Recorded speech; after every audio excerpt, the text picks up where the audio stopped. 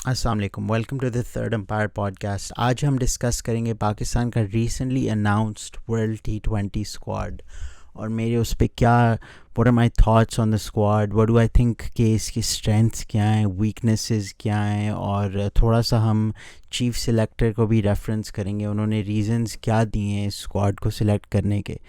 तो इस स्क्वाड पे काफ़ी क्रिटिसिज्म हो रहा है ऑनलाइन बहुत ज़्यादा। मैंने रिसेंटली, आई थिंक मैंने अपनी पूरी लाइफ में नहीं देखा, हालांकि मैं बहुत सालों से क्रिकेट देख रहा हूँ, मैंने ये नहीं देखा कि एक स्क्वाड पे इतना ज़्यादा क्रिटिसिज्म हो हर एंगल से। मीडिया, फैंस, फॉर्मर क्रिकेटर, सब किसी तरह को इस स्क्वाड को समहाउ क्रिटिसाइज़ कर रहे हैं।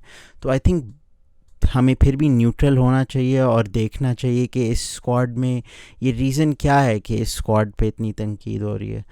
तो स्टार्ट करते हैं उन प्लेयर्स से जो ऑब्वियस हैं, जो स्क्वाड पे जो कोई डिस्प्यूट नहीं कर सकता कि इनकी जगह बनती है स्क्वाड में। तो let's start with Babar Azam, first name on the team sheet, he is the captain, Pakistan के बेस्ट बैट्समैन, ज़्यादा डिस्कस करने की ज़रूरत भी नहीं है। नेक्स्ट रिजवान, अगेन बहुत obvious, first choice wicket keeper batsman, पिछले 1-2 सालों में पाकिस्तान के बेस्ट T20 बैट्समैन रहे हैं, अमंग वर्ल्ड के बेस्ट T20 बैट्समैन में से मे भी उनका नाम आता है पिछले 2 सालों में जितना उन्होंने परफॉर्म किया है। और फिर देखते हैं Shaheen Shah Afridi, for me another obvious choice, Pakistan के बेस्ट फास्ट बॉलर। और शाहीन ने अभी जो टेस्ट सीरीज़ हुई है वेस्ट इंडीज़ के ख़िलाफ़, ऑब्वियसली डिफरेंट फॉर्मेट है, लेकिन वो मेंटल साइड और कॉन्फिडेंस कैरी ओवर करता है इसमें भी। तो आई थिंक ये बहुत हेल्प करेगा शाहीन को T20s में भी। और फोर्थ जो ऑब्वियस नाम है मेरे लिए वो है हसन अली। हसन अली एक बहुत हाई इम्पैक्ट प्लेयर हैं, बॉल से भी और बैट से भी। उन्हें बैट से आई थिंक हमें वर्ल्ड कप में ज़्यादा अच्छी तरह यूटिलाइज़ करना पड़ेगा, लेकिन ऑब्वियस नेम है मेरे लिए। तो ये फोर, बाबर आजम, रिजवान, शाहीन और हसन अली, ऑब्वियस चॉइसेस। अब नेक्स्ट जाते हैं वो प्लेयर्स जो इतने ऑब्वियस नहीं है और कई लोगों को क्वेश्चन मार्क्स हैं उन पे, लेकिन मैं एग्री करता हूँ कि इन्हें टीम में होना चाहिए। और ये प्लेयर्स हैं मोहम्मद हफीज़। मोहम्मद हफीज़ का 2021 बैट से काफ़ी बुरा रहा है। He is only average 11.8 with the bat, लेकिन 2020 में वो एक बिल्कुल डिफरेंट बैट्समैन लग रहे थे। ही एवरेज 83 विद द बैट इन 2020, लेकिन मैंने उस वक्त कहा था कि ये ना हो कि उनका ये एक अर्ली वो पीक कर रहे हों और फिर वर्ल्ड कप से पहले उनका फॉर्म डिप हो जाए, जैसे अभी आप देख रहे हैं हो रहा है पिछले साल, और वही हुआ। लेकिन मुझे फिर भी एक फेथ है क्योंकि Hafeez has played almost every single world T20, पहला वर्ल्ड T20 उन्होंने खेला था, तो वो एक उनके पास एक्सपीरियंस। अब इस टूर्नामेंट में नहीं अच्छा करेंगे बैट से तो फिर कब करेंगे, because this is his last tournament. और एक और रीज़न आई थिंक हफीज़ की जगह इस टीम में बनती है कि रिसेंटली उन्होंने बॉल से काफ़ी अच्छी परफॉर्मेंस दिखाई है। अगर आप याद करें तो इंग्लैंड के ख़िलाफ़ जो लास्ट T20 हुआ था उसमें उन्होंने काफ़ी अच्छी बॉलिंग की थी, और उससे भी ज़्यादा वेस्ट इंडीज़ के ख़िलाफ़ जो हम T20 जीते थे, I think it was the second T20, क्योंकि वो रेन्ड आउट भी थे मैचेस उसमें काफ़ी, लेकिन उन्होंने 4 ओवर्स में 1 विकेट ली थी और सिर्फ 6 रन्स दिए थे। बहुत एक्स्ट्रॉर्डनरी बॉलिंग की थी। तो I think as an allrounder उन्हें इस वर्ल्ड कप में बिल्कुल यूटिलाइज़ करना चाहिए उनकी बॉलिंग को। He can be very economical, और बैट से भी ही नीड्स टू शो, उतना अगर ना भी शो करें 2020 वाला फॉर्म, लेकिन थोड़ा सा उन्हें रिस्पॉन्सिबिलिटी लेनी होगी बैट से। नेक्स्ट ऐसा प्लेयर जो आई एग्री उसे टीम में अच्छा किया डाला वो है सोहेब मकसूद। सोहेब मकसूद का obviously man of the tournament थे, PSL में बहुत अच्छे लगे, बहुत ज़बरदस्त शॉट्स खेल रहे थे, बहुत अच्छे फॉर्म में लगे, लेकिन सोहेब ने वो इंटरनेशनल क्रिकेट में नहीं दिखाया जो उन्होंने PSL में दिखाया था। लेकिन आप इतना जल्दी नहीं उन्हें ड्रॉप कर सकते इतने ज़बरदस्त PSL के बाद, क्योंकि उन्हें थोड़े से अनलकी डिसमिसल्स भी हुए, लेकिन उन्हें भी लेनी होगी थोड़ी रिस्पॉन्सिबिलिटी, उन्हें भी थोड़ी इंटेंसिटी दिखानी होगी, क्योंकि वर्ल्ड कप है, best teams in the world, best players in the world, highest competition. अगर आप स्विच्ड ऑन नहीं हो, जैसे वो कभी कभी नहीं होते स्विच्ड ऑन, तो आप नहीं सर्वाइव करेंगे, आप स्कोर नहीं करेंगे, और फील्ड में भी थोड़ा उन्हें काम करना होगा। लेकिन ओवरऑल मेरे हिसाब से उनकी टीम में जगह बनती है। और नेक्स्ट प्लेयर मोहम्मद हसनैन। हसनैन में ये है ससेप्टेबिलिटी कि वो कभी कभी एक्सपेंसिव हो सकते हैं, लेकिन इंग्लैंड के ख़िलाफ़ बहुत फ्लैट और बैटिंग सूटेड ट्रैक्स पे मेरे ख्याल में उन्होंने अच्छी बॉलिंग की थी, काफ़ी उन्हें कम चांसेस मिले थे, लेकिन उन्होंने इम्प्रेस किया था। तो as a backup fast bowler I think Hasnain काफ़ी यूज़फुल है, उनके पास पेस भी है। और नेक्स्ट मोहम्मद नवाज़, देखिए नवाज़ को विद द बैट में इतना हाईली नहीं रेट करता, उन्होंने इतना शो नहीं किया स्किल, स्पेशली T20s में जहाँ पे आपको पावर हिटिंग की ज़रूरत होती है एज एन ऑलराउंडर, उन्होंने नहीं शो किया कि उनके पास है। लेकिन ये जो PSL का अभी सीज़न हुआ था, क्वेटा ने बहुत ओवरऑल बॉलिंग परफॉर्मेंसेस क्वेटा की बहुत वीक रही थी, लेकिन उन बॉलर्स में से जो एक बॉलर थे जिन्होंने मेरे ख्याल में थोड़ा प्रेशर अच्छा हैंडल किया और इतने रन्स नहीं लीक किए, थोड़ा कंट्रोल प्रोवाइड किया, वो थे नवाज़। तो आई थिंक नवाज़ आपको बॉलिंग में कंट्रोल प्रोवाइड करते हैं, एक जो आपके काफ़ी स्पिनर्स जो हैं वो इकोनॉमिकल उस तरह नहीं है जिस तरह नवाज़ हैं। तो आई थिंक सेंसिबल बॉलर हैं और ज़रा काम बॉलर हैं, तो I think at least as a backup option उन्हें स्क्वाड में होना चाहिए। फिर जाते हैं इमाद वसीम पे, अगैन आई एग्री उनकी सिलेक्शन से, बहुत सेंसिबल लोअर ऑर्डर बैट्समैन है, क्लेवर शॉट्स भी खेल लेते हैं और आगे भी हिट मार लेते हैं। और न्यू बॉल से सबसे इम्पॉर्टेंट है कि कभी कभी आपको न्यू बॉल से भी ज़रूरी नहीं है कि आप दोनों एंड से फास्ट बॉलर खिलाएं, वो न्यू बॉल से भी उन्होंने इंग्लैंड में, हालांकि the most difficult conditions to bowl in specially in the power play, उन्होंने अच्छी बॉलिंग की थी, उन्होंने विकेट्स ली थी और थोड़ा कंट्रोल प्रोवाइड किया था। तो वो एक न्यू बॉल ऑप्शन भी है आपके पास, इमाद वसीम। और फिर शादाब खान, देखें शादाब पे मैं इतना सोल्ड नहीं हूँ, मुझे लगता है कि उनकी बॉलिंग थोड़ी इरेटिक है, वो कभी शॉर्ट ड्रॉप कर देते हैं, कभी ज़्यादा फुल दे देते हैं, उनके पास वो लेंथ का इतना कंट्रोल नहीं है और उनकी बॉल पे इतनी रेव्स नहीं है, स्पिन इसलिए उनकी नहीं होती इतनी स्पिन और बाउंस डिलीवरी, लेकिन at least he is a good fielder और वो आपके वाइस कैप्टन है, आप उन्हें वैसे भी ड्रॉप तो नहीं कर सकते। और फाइनली वसीम जूनियर पे मैं अभी न्यूट्रल हूँ, मैंने I haven't seen him enough, PSL में थोड़ा देखा था और वेस्ट इंडीज़ के ख़िलाफ़ देखा था। I believe he is in the squad as an allrounder, तो at least with the bat उन्हें हमें और देखने की ज़रूरत है, तो I am fine with keeping him in the squad as a backup option, as a backup allrounder. अगर हसन अली को कुछ फॉर एग्ज़ाम्पल होपफुली नॉट कोई निगल हो जाए, इंजरी हो जाए बीच में या फिटनेस का इशू हो जाए, तो you have Hasan Ali type player ही हैं, वो हसन अली की तरह हिट कर लेते हैं और उस तरह की ही मतलब बॉलिंग है उनकी। और फाइनली वो प्लेयर्स जिनके बारे में आई स्ट्रांगली डिसएग्री कि इन स्क्वाड में बिल्कुल भी नहीं होना चाहिए था, सबसे पहले तो आसिफ अली के बारे में मैंने बहुत बात की है इस चैनल पे।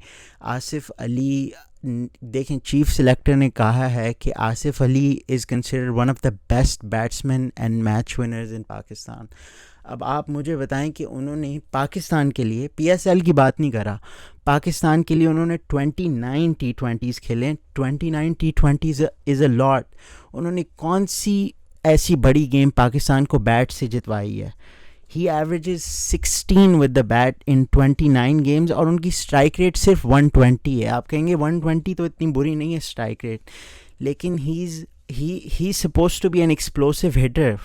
120 तो is a top order anchor batsman की स्ट्राइक रेट भी 120 is less for an anchor batsman in T20 cricket. तो Asif Ali, I don't have much hope from him, मुझे तो पता नहीं उन्हें कैसे सिलेक्ट कर लिया उन्होंने इतनी, अभी स्पेशली लास्ट ईयर 2 years में काफ़ी बुरी he has no performances and वो मोहम्मद वसीम कह रहे हैं कि ही is a high pressure player. कैसे आप कह सकते हैं कि वो प्रेशर में परफॉर्म करेंगे? आपने उन्हें पूरे वर्ल्ड कप में आपने देखा था, उन्होंने कुछ भी नहीं किया था। यस, उनके वर्ल्ड कप में ट्रैजिक थोड़े सर्कमस्टांसेस थे, लेकिन फिर भी। नेक्स्ट अप खुशदिल शाह के स्टैट्स आसिफ अली से भी बुरे हैं। He averages 21 with the bat in T20 internationals and his strike rate is 109। तो ODI के हिसाब से भी मतलब ऐसी ही होती है स्ट्राइक रेट। और सबसे बड़ी बात तो ये, आप खुशदिल शाह को बैटिंग करते हुए मैंने काफ़ी देखा है, लेकिन मैं आज तक इम्प्रेस नहीं हुआ। वो बिल्कुल एक लेग साइड स्लॉगर हैं। इंटरनेशनल क्रिकेट में आप ऐसे बैट्समैन को नहीं खिला सकते क्योंकि टीम्स दूसरी टीम्स को स्टडी करती हैं। ये जो अब बाकी टॉप टीम्स हैं, ऑस्ट्रेलिया, इंडिया, इंग्लैंड, सारी, इवन जो टॉप टीम्स नहीं भी हैं, इनके ऐसे कोचिंग स्टाफ हैं, they watch all your videos, they plan कि आपको किधर बॉलिंग करनी है, इस बैट्समैन को इसकी वीकनेस क्या है। चलें विकेट नहीं अगर यहाँ से ले सकते तो उनकी हिटिंग जोन ये नहीं है। जैसे अगर आप खुशदिल शाह को ये ऑफ साइड पे यॉर्कर्स डालते रहेंगे और ऑफ साइड फील्ड सेट करेंगे तो वो क्या करेंगे? उन्होंने आज तक नहीं दिखाया कि वो लेग साइड के अलावा कहीं और हिट लगा सकते हैं। तो इसलिए आप स्टैट्स को भी नहीं दे, हालांकि उनके बुरे स्टैट्स हैं, you can't rely solely on stats when selecting a player, because यही तो काम होता है एक चीफ सिलेक्टर का, एक सिलेक्शन कमेटी का, कि आप प्लेयर को देखें कि वो किस बॉलिंग को कैसे खेलते हैं, किस सिचुएशन में कैसे खेलते हैं, उनकी शॉर्ट रेंज क्या है। और खुशदिल शाह का हमने देख लिया कि उनकी नहीं है इतनी शॉर्ट रेंज, और इतने कम टाइम में प्लेयर कैसे डेवलप होगा जिसके सिर्फ लेग साइड पे एबिलिटी थी हिट करने की, वो इतने कम टाइम पे कैसे हो सकता है डेवलप। और फाइनली अब ये थोड़ा कंट्रोवर्शियल होगा क्योंकि काफ़ी लोगों को मैं जानता हूँ जो आज़म ख़ान को सपोर्ट करते हैं। काफ़ी कम लोग हैं पाकिस्तान में जिनके मैं क्रिकेट ओपिनियंस सुनता हूँ, जो मैं मानता हूँ इन्हें क्रिकेट का की अंडरस्टैंडिंग है और नॉलेज है, लेकिन काफ़ी लोग उनमें से आज़म ख़ान को सपोर्ट करते हैं, उसे रेट करते हैं और कहते हैं कि इसमें बॉल स्ट्राइकिंग की एबिलिटी है ये वो। लेकिन मैं अभी तक आज़म ख़ान से इम्प्रेस नहीं हुआ। जो हमने PSL देखे हैं और इंटरनेशनल क्रिकेट में चले उन्हें इतना नहीं मिला चांस, लेकिन I don't think he has shown me anything to make me want to support him. If he changes my mind I will be happy. I want him to do well, Pakistan के लिए खेल रहे हैं, लेकिन as I said अब देखते हैं वो क्या करते हैं। और फाइनली अब आते हैं हारिस रऊफ़ पे। ये भी ऐसे प्लेयर हैं जिनकी सिलेक्शन के बारे में मैं सोचता हूँ कि बिल्कुल भी इन्हें सिलेक्ट नहीं करना चाहिए था। मोहम्मद वसीम ने कहा है कि Haris Rauf is the best death bowler in the world, और मुझे ये समझ नहीं आती बात कि अगर उनके पास पेस है और वो यॉर्कर्स मार लेते हैं, ये 2021 में, ये 2021 है, आपका यॉर्कर्स और पेस से काम नहीं चलता। सिर्फ you need to have an intelligent bowling brain, और Haris Rauf has no first class experience, no domestic experience. उन्हें बिल्कुल स्ट्रीट क्रिकेट से उठा के इंटरनेशनल क्रिकेट में डाल दिया, और आप उन्हें बॉलिंग करते हुए देखें तो आपको ये पता चलता है वो करते ही हैं। उनका पैटर्न मैं आपको बता देता हूँ। आके एक लेंथ बॉल करेंगे, बीट करेंगे, 2-3 यॉर्कर्स करेंगे, फिर ग्रीडी होके एक बाउंसर मार देंगे और लेग साइड पे बैट्समैन उन्हें 4 या 6 मार देता है। ये उनकी बॉलिंग का पैटर्न है। और डेथ बॉलिंग पे इसी सीज़न में काफ़ी गेम्स मुझे लाहौर की ऐसी याद आती हैं जिनमें हारिस रऊफ़ ने सिंगल हैंडेडली इतने रन्स लीक किए और को इतना हाई टारगेट फेस करना पड़ा कि वो चेस नहीं कर पाए। तो मैं ये बिल्कुल नहीं मानता कि वो एक स्पेशल डेथ बॉलर हैं। यॉर्कर से नहीं होती सिर्फ डेथ बॉलिंग, यॉर्कर हर बॉलर यॉर्कर करा सकता है। मैं आता हूँ मिसिंग प्लेयर्स पे। ये हारिस रऊफ़ से मैं लिंक करूँगा। शाहनवाज दहानी को आपने रिजर्व प्लेयर्स में रखा हुआ है। आप अगर PSL में देखें, दहानी और हारिस रऊफ़ की बॉलिंग साइड बाय साइड बिल्कुल डिफरेंट लेवल्स पे हैं। Dahani looked levels above Haris Rauf. आप दहानी को रिज़र्व में कैसे रख सकते हैं? आप कब देंगे उसे चांस? इतना ज़बरदस्त उन्होंने परफॉर्म किया PSL में। आप सुहेब मकसूद को PSL की बेसिस पे सिलेक्ट कर सकते हैं, तो आप दहानी को क्यों नहीं कर सकते? अब दहानी चलें, अब आप उसे चांस अगर कहें कि चलें हम उसे वर्ल्ड कप में चांस देंगे, अभी वो रिजर्व्स में, आप एक यंग फास्ट बॉलर को यूं डीप एंड में कैसे डाल सकते हैं? Right now Dahani should have been in this squad, he should have played the T20s that we have before the world cup. Haris Rauf और दहानी में बहुत क्वालिटी का डिफरेंस है, और मुझे ये समझ नहीं आती कि दहानी की जगह हारिस रऊफ़ कैसे सिलेक्ट हो सकते हैं।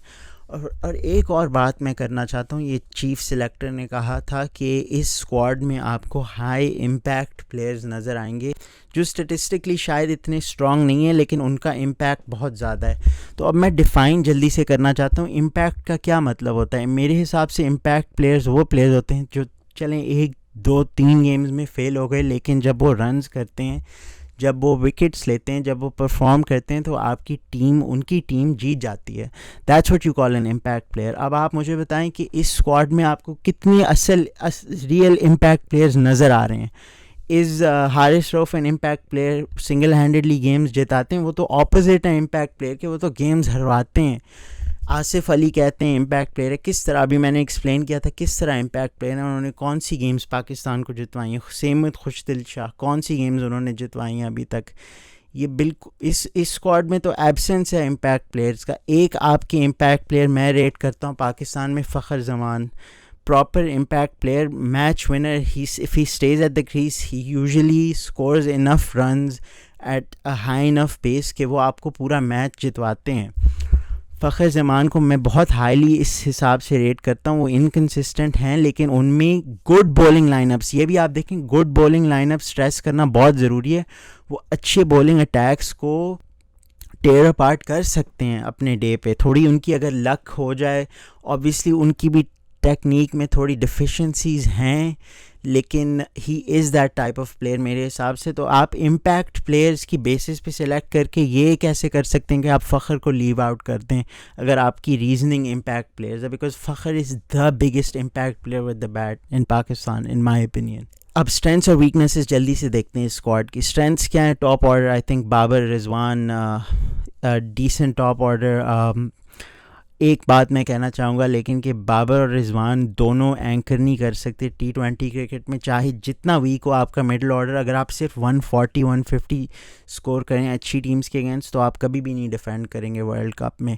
You need around 180। उसके लिए ज़रूरी है कि एक ओपनर, बाबर और रिजवान में से एक ओपनर ज़रा अग्रेसिव खेले और वो दोनों आपस में डिसाइड करें कि मुझे बॉल ज़रा ज़्यादा बेहतर नज़र आ रही है, मैं अग्रेसिव खेलता हूँ, आप ज़रा एंकर करें इनिंग्स। तो देखते हैं उनका प्लान भी यही होगा। ऑब्वियसली दोनों को एंकर भी नहीं करना चाहिए, कोई भी अच्छी टीम ऐसे नहीं करती। फिर मोहम्मद वसीम ने ये बात भी की थी कि इस स्क्वाड में ऑन पेपर कोई वीकनेसेस भी नहीं है। ये आप कैसे कह सकते हैं? दो ग्लेरिंग सबसे बड़ी वीकनेसेस मुझे इस स्क्वाड में ये नज़र आ रही हैं। पहली तो ये lack of a specialist spinner. T20 we know, especially in recent times, last few years, in fact always for me, it's been a spinner's game. जो भी टीम वर्ल्ड कप जीती है आज तक T20 वर्ल्ड कप, उनमें एक specialist useful spinner था। आप देखें 2009 वर्ल्ड T20 ले लें, पाकिस्तान के पास सईद अजमल था और आफरीदी भी था, जो T20s में आफरीदी को मैं स्पेशलिस्ट स्पिनर मानता हूँ। 2016 वर्ल्ड T20 देख लें, वेस्ट इंडीज़ जो जीती है last, Samuel Badree, amazing T20 spinner. 2010 world T20 देख लें, Graeme Swann for England, they won that world cup. तो T20 is a spinner's game because the batsmen have to attack, and spinners are very good. Specialist spinners are very good when the batsman is attacking them. या तो वो wicket ले लेते हैं या they build up so much pressure that the batsman has to give away his wicket, because even 3-4 balls in dot balls in T20 cricket cause a build up of pressure. तो no specialist spinner in the squad. आप कैसे? Shadab is not a specialist spinner at all, Hafeez is not a specialist spinner specially with his remodel action at all. These are part time और like all rounder spinners. Nawaz not a specialist spinner at all. तो इसलिए आपने उस्मान कादिर को मेरे ख्याल में इस squad में रखना चाहिए था। Even I am not fully convinced by Usman Qadir, but he is a specialist spinner. और वो अभी तक उन्होंने इतना कुछ गलत नहीं किया इंटरनेशनल क्रिकेट में, क्योंकि आप देखें उनकी थोड़े से ही उन्हें चांसेस मिले और वो तब मिले जब बैट्समैन काफ़ी अटैक कर रहे थे और डिफ़िकल्ट बॉलिंग कंडीशंस में इंग्लैंड में यूँ लेग स्पिनर को आना और अच्छी बॉलिंग करना बहुत मुश्किल है। और Usman Qadir played for Multan as well. Yes, in the second half he wasn't played, but he watched and he learned from Imran Tahir. और देखें मुल्तान PSL जीत गई और इमरान ताहिर ने उसमें कितनी अच्छी बॉलिंग की थी, and he is a specialist spinner. तो आई थिंक उस्मान कादिर को इस स्क्वाड में होना चाहिए था। पर एक और वीकनेस जो मैं पता नहीं कब से, अब 1 साल से कह रहा हूँ कि मिडल ऑर्डर आपका है ही नहीं। मिडल ऑर्डर T20s में it's completely gone. Middle order T20s में उतना ज़रूरी नहीं है, मैं मानता हूँ, जितना टॉप ऑर्डर है, specially because it's a shorter game, right, compare to ODIs। Middle order I think is a little more important, but you still need some middle order. ये Asif Ali, Khushdil Shah, these guys aren't middle order batsman. Hafeez का form चल जाए तो may be we have a chance in the middle order, but ये 5, 6, 7 position ये ज़रा shaky लग रहे हैं मुझे T20s में। तो ये middle order, lack of specialist spinner, ये आपका इशू है। आपका टॉप ऑर्डर ठीक है और आपकी फास्ट बॉलिंग मेरे हिसाब से ठीक है। हसन अली और Shaheen, they are both good bowlers, I rate them very highly. लेकिन अगर दहानी होता, आप सोचते हैं Hasan Ali, Shaheen, Dahani, I think that's the best T20 fast bowling attack in Pakistan right now, and that's what the attack should be in the world T20, not Haris Rauf but Dahani. तो देखते हैं अब क्या होता है। अभी भी टाइम है चेंजेस का, लूप होल्स हैं, आप रिज़र्व प्लेयर्स में से स्विच इन कर सकते हैं कोई एक्सक्यूज़ ढूंढ के। फ़खर जमान, शाहनवाज़ दहानी और कोई भी स्पेशलिस्ट स्पिनर, उस्मान कादिर, कोई भी, ये 3 ज़रूरी हैं वर्ल्ड T20 स्क्वाड में मेरे हिसाब से. So thank you for watching. Comment leave करें, आप एग्री करते हैं, डिसएग्री. लाइक करें फेसबुक पे, इंस्टाग्राम पे फॉलो करें. हमारा फेसबुक काफ़ी अच्छा जा रहा है, हम रेगुलरली काफ़ी पोस्ट करने लगे हैं. एंड आई होप कि आपने वीडियो को एंजॉय किया. अल्लाह हाफ़िज़.